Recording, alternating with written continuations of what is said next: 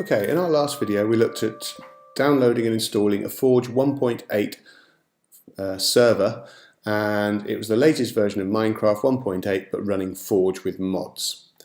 In this video we're going to look at running a 1.7.10 Forge server. Well, why, might you ask? Well, it goes back to this issue of whether your mods have been updated to comply with 1.8 or not. And some of the best mods out there are still running on Forge 1.7.10 and they haven't been upgraded yet. For example, Bibliocraft, this is the Bibliocraft website, which allows you to do programming and computer programs and programming in Minecraft itself, is still only running on version 1.7.10 of Minecraft. It hasn't been updated yet. Likewise, Bibliocraft, which gives you loads more blocks and items in the game to play with and create much more rich environments. Again, the latest version is for Minecraft 1.7.10, and there is a plan to upgrade it to 1.8, it just hasn't happened yet. So we're going to first of all download and install a Minecraft Forge server. So we go back to files.minecraftforge.net and we're going to the server 1.7.10. I'm going to download the 1.7.10 recommended version, not the latest version, the stable recommended version, and I'm going to get the installer file by clicking here. When I click here, we're going to go to an AdFly site as normal, and then once we've skipped past the AdFly site, we can then get the installer file.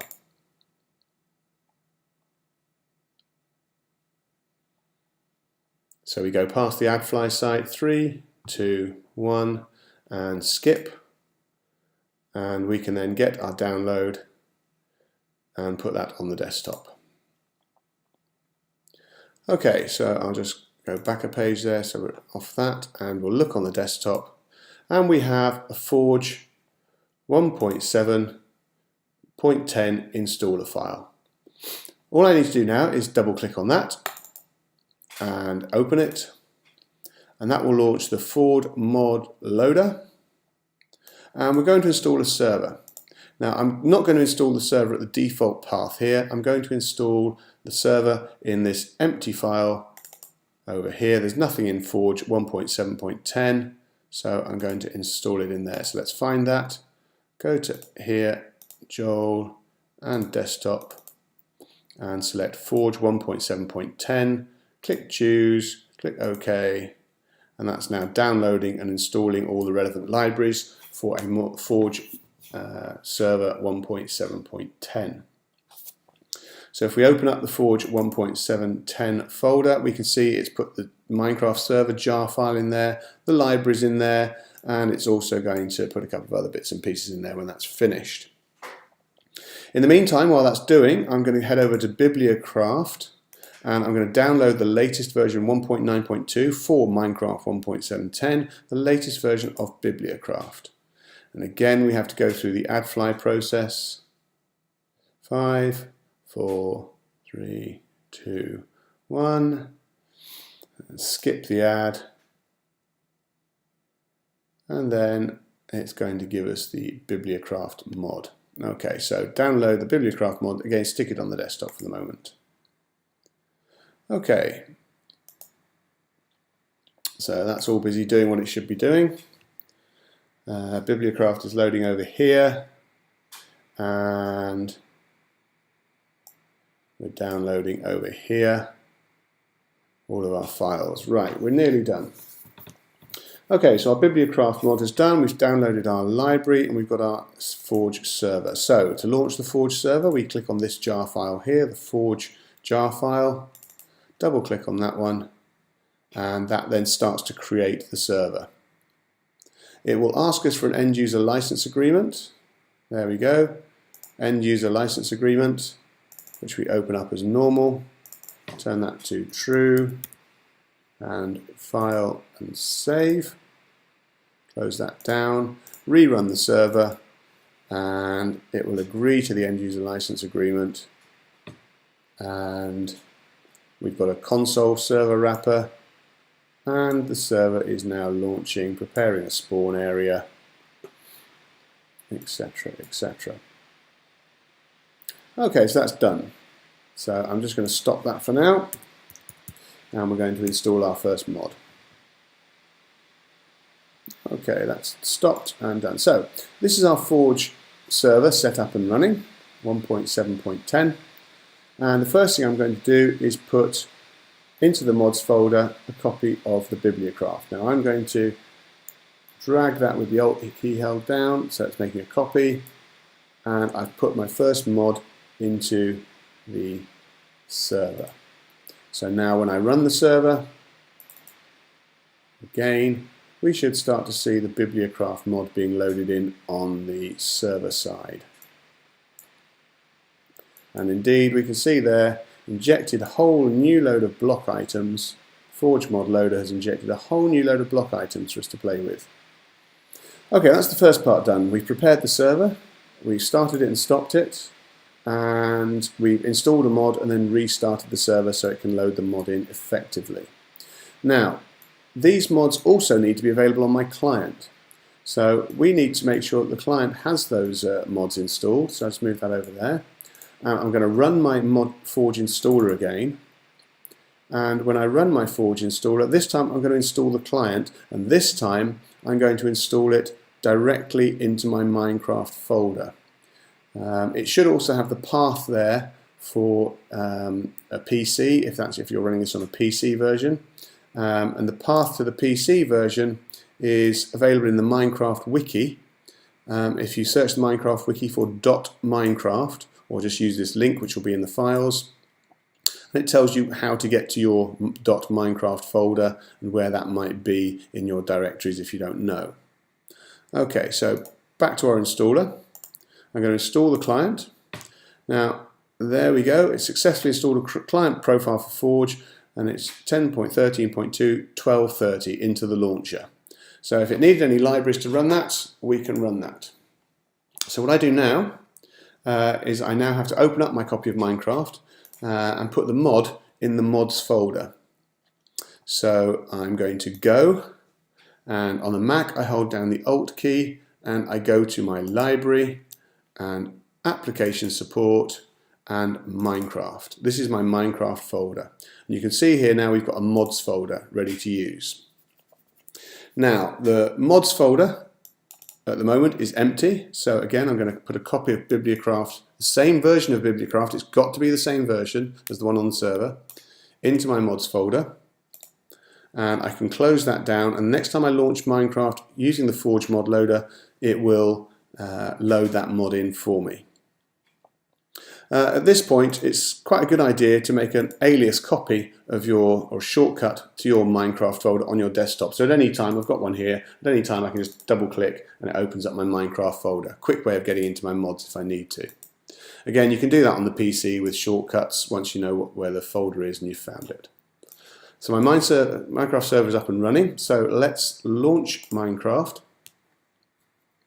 And because we use the Forge mod loader installer, we now have a version of Minecraft which we can add to a profile. So I'll just edit this profile, for example, and you can see here that in my releases, in my profiles, I have a whole range of different versions that I can use. And this is how you can downgrade your client version if you need to connect to an older server. And this should be fairly familiar for most clients, most end users. They know how to downgrade their servers if they need to. So if I need to ever connect to the latest version, I just do that. Or if I need to connect to an older version, I do that and connect to an older version.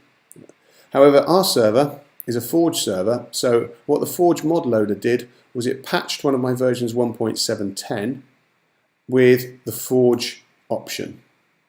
So I select that one, save the profile, and we're now ready to play Minecraft 7.10 with Forge. So I click play, and it's now running a client with Forge and recognizing the Forge mod folders that are in my Minecraft server. So this is now launching, and I'll just make this full screen. So we can see here we've now got Forge mod loader, four mods are loaded, and if I click on the mods button, we've got this extra button here. I can see Bibliocraft 1.9.2 has loaded, there's the Minecraft Forge, there's the Forge mod loader, and there's a coder pack already installed as well. So if I click on multiplayer, scroll down to localhost and launch, I will now log in to my server, and we can see here we're in a 1.7 server, and I just need to opt myself to give myself the command. So I'll come back to my server here, opt iLearning UK. Okay, that's opt me, and remember opping is giving me full admin privileges. So I now opt on the server, which means I can do /node1, and I'm now in creative mode. So I've now got access to all of the full inventory, and I can now click. You'll notice at the top here we've now got these two little extra buttons. These weren't there on the original vanilla version of Minecraft. So I've changed my client, and I've now got an extra page of building blocks. So I can actually select some of these building blocks. So I can get typewriters, I can get a clock, and let's see what else we can get. There's bookcases, there's shelves, there's even things we can put on bookcases and put in things. There's a table, there's a book, a hand drill, all sorts of interesting objects we can play with.